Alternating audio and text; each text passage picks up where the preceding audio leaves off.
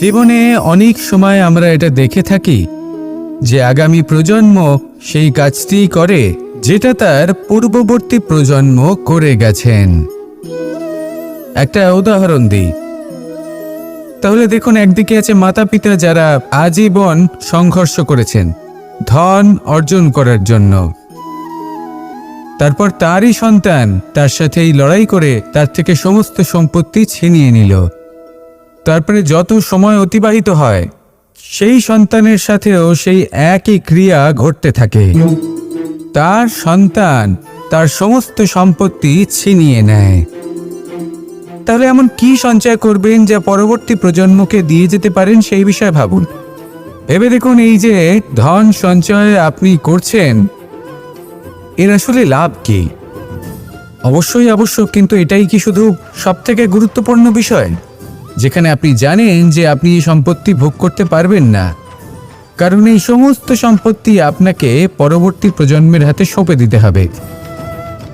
তাহলে ধন সঞ্চয় করুন, কিন্তু এমন একটা সম্পত্তি কেন সঞ্চয় করা উচিত নয় যার উপভোগও আপনি করতে পারবেন, পরবর্তী প্রজন্মকেও দিয়ে যেতে পারবেন, আর মতভেদও হবে না। এমন সম্পত্তি আছে, আর এই সম্পত্তি হলো প্রেম। যদি আপনার মনে কোনো কিছু সঞ্চয় করার বাসনা জেগে ওঠে, তাহলে প্রেম সঞ্চয় করুন। সেটা পরবর্তী প্রজন্মও পাবে এবং সেই প্রজন্ম ভবিষ্যতে ভালোবাসা ছড়াতে থাকবে। আর তখন এই মন সুপ্রসন্ন হয়ে বলবে, রাধা রাধা।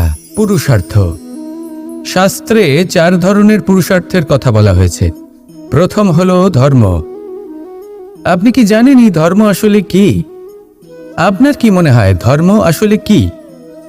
কোনো বিশেষ ঈশ্বরকে মানাই কি ধর্ম বলা হয়? নাকি কোনো বিশেষ রীতি পালন করাই হলো ধর্ম? নাকি কোনো বিশেষ সাহিত্যকে সর্বশ্রেষ্ঠ মনে করাই হলো ধর্ম? না, ধর্ম হলো সেটা যাকে ধারণ করা যেতে পারে। আর ধারণ শুধু সেটাই করা যায় যা পবিত্র। পবিত্র শুধু তাকেই বলা হয় যা নিঃস্বার্থ, যার মধ্যে শাসন করার কোনো ইচ্ছে নেই, যা সরলভাবেই প্রবাহমান, জল এবং বায়ুর মতো। যখন কোনো ব্যক্তি ধর্মকে ধারণ করেন এবং সেই ধর্ম সেই ব্যক্তিকে রক্ষা করে, তখন তাকে ধর্ম বলা হয়। ধর্ম যা রক্ষা করে অহংকার থেকে, খারাপ চিন্তার হাত থেকে। সেই জন্য পুরুষার্থ গড়ে তোলার আগে, ধর্ম পালন করার আগে ধর্মের প্রকৃত অর্থ কি সেটা বুঝে নিন। এটা জেনে রাখুন যে সমস্ত ধর্মের আধার, সমস্ত ধর্মের ভিত শুধুমাত্র ভালোবাসা। আসুন আর এই ভালোবাসার সাথেই বলুন, রাধা রাধা। এই সংসারের সব থেকে গুরুত্বপূর্ণ তত্ত্ব কোনটা? প্রথম হলো সময়। জন্ম থেকে মৃত্যু পর্যন্ত এই যে সময়, এটাই তো হলো জীবন। দ্বিতীয় হলো জীবন, যাতে আমরা সময়ের সদ্ব্যবহার করি, শ্রেষ্ঠ থেকে শ্রেষ্ঠতর কাজ করার চেষ্টা করি। বহু বছরের এই পরম্পরা, এই সংস্কৃতিকে এগিয়ে নিয়ে যাওয়ার চেষ্টা করি। এই সংসারে আমরা অংশগ্রহণ করতে চেষ্টা করি। তৃতীয় হলো ধন। সেই ধন যা প্রত্যেক ব্যক্তি অর্জন করতে চেষ্টা করেন। এবার এই 3টি তত্ত্বের মধ্যে একটা সামঞ্জস্য আছে, সমান ব্যাপার আছে। সে ধনই হোক বা সময় হোক বা হোক জীবন। আর সেই সমান ব্যাপার হলো যে যদি আপনি এটা গণনা করতে থাকেন, তাহলে তা কমতে থাকে। যদি আপনি এটা ব্যবহার করেন, তাহলে তা বাড়তে থাকে। একে সংগঠিত করে রাখতে চেষ্টা করলে এ হাত থেকে ফসকে যায়। কিন্তু যদি আপনি একে সামলে রাখতে শিখে যান, তাহলে এমন কাজ করবেন যাতে সংসারের সাথে সাথে পরবর্তী প্রজন্ম লাভবান হবে। যদি কিছু শিখতে চান, তাহলে সামলাতে শিখুন, গণনা করা বা সংগঠিত করা নয়। আসুন আর আমার সাথে ভালোবেসে বলুন, রাধা রাধা। কখনো কোনো বাগানের কোনো বৃক্ষকে দেখেছেন যেখানে সুগন্ধি ফুল থাকে, রসালো ফল থাকে? তখন মন প্রফুল্ল হয়ে ওঠে, মন থেকে সেই বৃক্ষের প্রতি ভালোবাসা জন্মায়। কিন্তু যিনি বাগানের মালিক, শুধুমাত্র তিনিই জানেন যে কিভাবে এই বৃক্ষকে আগলে রাখতে হয়, কিভাবে তার পরিচর্যা করলে এতে সুন্দর সুগন্ধি ফুল হবে, রসালো ফল হবে। কখনো কখনো প্রয়োজনের থেকে বেশি রোদ পেলে এই বৃক্ষগুলি শুকিয়ে যায়, প্রয়োজনের থেকে কম রোদ পেলেও এই বৃক্ষ কিন্তু শুকিয়ে যায়। প্রয়োজনের থেকে কম জল যদি পায়, এই বৃক্ষ শুকিয়ে যেতে পারে। প্রয়োজনের থেকে অতিরিক্ত জল যদি পায়, তখনও এই বৃক্ষের শিকড়গুলি নষ্ট হয়ে যেতে পারে। এবার এটাই কিন্তু আমাদের সংসারের সাথেও হয়।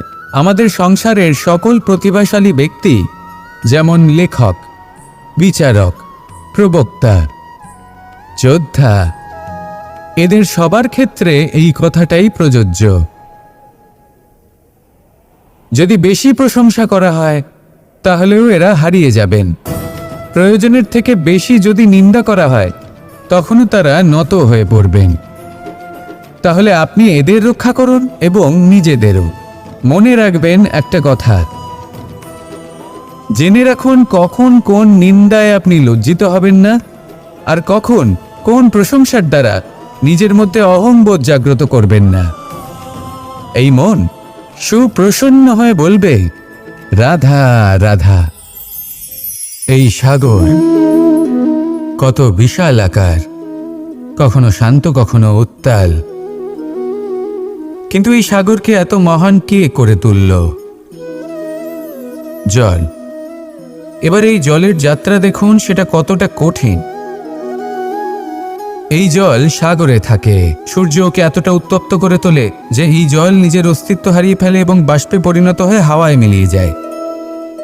তারপরে আকাশে যায় আর নিজের অস্তিত্ব আবার হারিয়ে ফেলে, মেঘে পরিণত হয়। তারপর এই মেঘ কোথাও গিয়ে কোনো পর্বতে ধাক্কা খায়, তারপর আবার এই জল নিজের অস্তিত্ব হারায়। তারপরে বর্ষার রূপ ধারণ করে তা বর্ষিত হয়, বা কোনো পর্বতের চূড়ায় তার শিখরে বরফের রূপ ধারণ করে। তারপরে এই বর্ষা মাটির দিকে নিজের যাত্রা শুরু করে। এবার মাটিতে ঝরে পড়া এই বর্ষা স্রোতের আকার ধারণ করে এবং আস্তে আস্তে বইতে থাকে। এই নদীর আকার ধারণ করে এবং নদী রূপে বইতে বইতে পাথরে ধাক্কা খায় বা কোনো পর্বতে ধাক্কা খায়, আর তারপর এই নদী এসে সাগরে সমাহিত হয়ে যায়। নদীর এই জল আবারও নিজের অস্তিত্ব হারিয়ে ফেলে, কিন্তু এইবার সেই জল নিজেই সাগরে পরিণত হয়। এটা আমাদের সকলের জন্য একটা শিক্ষা যে এই সংসারে জীবন এবং সময়ের হলো এক অনন্ত যাত্রা। এই সংসারে যা কিছু আছে তার সূত্রপাত কোথাও একটা হবেই। সেই জন্য মৃত্যু এবং সমাপ্তির চিন্তা ত্যাগ করে দিন, আর যে সূত্রপাত আপনি লাভ করছেন তার আনন্দ উপভোগ করুন। ভেবে দেখুন আপনি কিভাবে শ্রেষ্ঠ কর্ম করতে পারেন যাতে এই সংসার এবং এই সমাজ, এই দুইয়ের মঙ্গল সম্ভব। আসুন আমার সাথে ভালোবেসে বলুন, রাধা রাধা। একটি নৌকা বিশাল একটি সাগরে ভেসে চলে, কখনো যাত্রীদের বা কখনো বিশাল বস্তুকে নিজের সাথে বহন করে নিয়ে চলে, এক স্থান থেকে অন্য স্থানে পৌঁছে দেয়। এই নৌকা কখনো সাগরে আটকে পড়ে বা কখনো ডুবে যেতেও পারে, কিন্তু এই নৌকা তখন ডুবে যায় না যখন এর আশেপাশে অধিক মাত্রায় জল থাকে। এটা তখন ডুবে যায় যখন ও নিজের আশেপাশের থাকা জলকে নিজের ভেতরে প্রবেশ করতে দেয়। যখন আস্তে আস্তে এই জল প্রবেশ করতে থাকে, নৌকা ভারী হতে থাকে আর আস্তে আস্তে ডুবে যায়। এটা আমাদের কাছে একটা শিক্ষা। হতেই পারে আমাদের এই সংসারে, আমাদের জীবনে আশেপাশে অনেক বেশি মাত্রায় নেতিবাচক শক্তি থাকবে, ঈর্ষা থাকবে, বিদ্বেষ, ঘৃণা বা ভয় থাকবে, কিন্তু মনের এই নৌকা শুধু তখনই ডুববে যখন আপনি এই নেতিবাচক শক্তিকে নিজের ভেতরে প্রবেশ করতে দেবেন। মনে রাখবেন, এই নেতিবাচক শক্তিকে কখনো নিজের মনে প্রবেশ করতে দেবেন না। প্রবেশ করলেও তাহলে যেন সে সেখানে কোনো স্থান না পায়। শুধু এই বিষয়টা খেয়াল রাখলে আপনার মনের এই নৌকা জীবনের এই সাগরে সব সময় ভেসে থাকবে, আর এই মন প্রসন্ন হয়ে বলবে, রাধা রাধা। আজ আপনাকে আমি একটা কাহিনী শোনাব। রাধার সখী ললিতা একদিন প্রসাধন করছিল। ও দর্পণে নিজেকে দেখল, আর তখন ওর প্রসাধন ওর ভালো লাগলো না। ও বারংবার নিজের প্রসাধন বদলাতে থাকলো আর দর্পণের দিকে তাকালো। কখনো ফুল বদলালো, কখনো বস্ত্র বদলালো, কখনো আভূষণ বদলালো, কিন্তু কিছুতেই নিজের প্রসাধন ওর ভালো লাগলো না। ওর মনে হতে লাগলো যেন ওর রূপ ওকে ত্যাগ করেছে। ও এই কথা রাধাকে বলল। রাধা ওই দর্পণের দিকে তাকালো, একটা বস্ত্র নিল আর সেই দর্পণকে স্বচ্ছ করে তুলল। তারপর ললিতা ওই দর্পণের দিকে তাকালো আর ও নিজের উদ্ভাসিত রূপ দেখতে পেল, নিজের সৌন্দর্য দেখতে পেল। তাৎপর্য মালিন্য দর্পণে ছিল, তার রূপে নয়। ঠিক সেইভাবেই এই দর্পণের মতোই হলো আমাদের মন। যদি এতে মালিন্য থাকে তাহলে এই সংসারের সবকিছুই মলিন বলে মনে হবে। আপনি যদি এই সংসারের সৌন্দর্য দেখতে চান, এই সংসারের শুভ কি সেটা জানতে চান, তাহলে নিজের মনকে স্বচ্ছ করে তুলুন। আসুন আমার সাথে ভালোবেসে বলুন, রাধা রাধা। এটা কোনো এক সময়ের ঘটনা। মাটির নিচে ছিল জল, আর মাটির ওপর ছিল একটা বৃক্ষ, আর সেই বৃক্ষে ছিল একটা পাতা যা আকাশকে স্পর্শ করত। যখনই কোনো ব্যক্তি আসতেন, সেই পাতাকে দেখে তার প্রশংসা করতেন। তাই বলে আকাশে সোনার মেঘ কত ছবি আঁকে, আপনার নাম কবু লিখে নাহি রাখে। অর্থাৎ প্রতিনিধি ওই বৃক্ষের পাতাকেই মনে করা হতো, সব প্রশংসা ওই পাতাকেই করা হতো। যেখানে চোখের আড়ালে থাকা সেই জল মাটির নিচে থেকে নিঃস্বার্থভাবে নিজের কাজ করে যেত, সেই বৃক্ষকে শক্তি প্রদান করত। কয়েকদিন পরে সেই পাতার অহংকার হতে শুরু করল। সে ভাবতে শুরু করলো যে আমিই হলাম এই জলের অস্তিত্ব, আমি আছি সেই কারণেই এই জলের কথা স্মরণ করা হয়। আর কিছুদিন পরে সেই বৃক্ষ সেই জল শোষণ করা বন্ধ করে দিল, এবং সর্বপ্রথম মৃত্যু হলো সেই পাতার। সেই পাতা যা আকাশকে স্পর্শ করছিল তা ঝরে মাটিতে পড়ে গেল, আর প্রত্যেক ব্যক্তি তার ওপর দিয়ে হেঁটে চলে যেত, তাকে দেখে আর কেউ প্রশংসা করত না। সেই জন্য জীবনে কখনো অহংকার করবেন না, বিশেষ করে তাদের কখনো অহংকার প্রদর্শন করবেন না যাদের কারণে আপনি সাফল্য লাভ করেছেন, যারা আপনার জীবনের আধার। চিরকাল তাদের প্রতি কৃতজ্ঞ থাকুন, তাদের সাথে সম্পর্ক বজায় রাখুন, তাদের সাহায্য করুন, আর আমার সাথে ভালোবেসে বলুন, রাধা রাধা। আপনি কখনো কখনো নিশ্চয়ই কোনো ব্যক্তিকে এটা বলতে শুনেছেন, বা আপনি নিজে বলেছেন বা ভেবে দেখেছেন যে আমি আমার নিজের জীবনে যেটা করতে চেয়েছিলাম সেটা করতে পারলাম না, যে লক্ষ্য অর্জন করতে চেয়েছিলাম সেটা অত্যন্ত কঠিন ছিল, আমি এগোতে পারলাম না, আদি ইত্যাদি। আমরা সবাই কখনো না কখনো ভাবি যে লক্ষ্য আমরা নির্ধারণ করেছি সেটা আমাদের পক্ষে অত্যন্ত কঠিন, প্রায় অসম্ভব। আমাকে বলুন, যে প্রত্যেকটা বস্তু বা সাফল্য যা কিছু আপনি কামনা করেছেন, কোনোটাই কি সরল ছিল? নির্বাচনের সময় সেটা সরল ছিল না, সেই জন্যই আপনি সেই লক্ষ্যটা নির্বাচন করেছেন। কারণ সংসারের যে কোনো বস্তু বা কোনো সাফল্য যদি খুব সহজে পাওয়া যায় বা কম চেষ্টা করেই লাভ করা যায়, সেটা আমাদের ততটা সন্তুষ্ট করে না। সেই জন্য আমরা জেনে বুঝেই কঠিন লক্ষ্য নির্বাচন করি, কারণ সেই লক্ষ্য আমাদের প্রতিস্পর্ধা এবং সংঘর্ষের সম্মুখীন করে, যার সম্মুখীন হয় অগ্রসর হওয়ার পরে আমরা আরও বেশি শ্রেষ্ঠ হয়ে উঠি।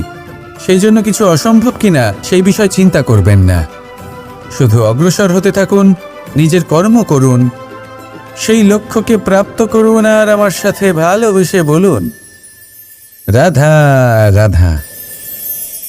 প্রত্যেকটি মানুষ জীবনে কখনো না কখনো এই কথাটা নিশ্চয়ই শুনেছেন যে ভাগ্যের থেকে বেশি আর সময়ের পূর্বে কিছুই পাওয়া যায় না। আর এটা সত্যিও বটে, কিন্তু এর থেকেও বড় একটা সত্যি আছে, আর সেটা হলো যে আপনি নিজেই নিজের ভাগ্য রচনা করতে পারেন নিজের কর্মের দ্বারা।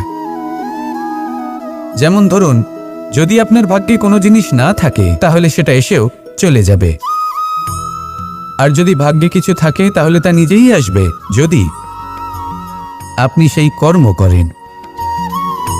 যেমন ধরুন পাণ্ডবরা, ওনাদের জীবন কি ছিল, ওনাদের সাথে কি হয়েছিল?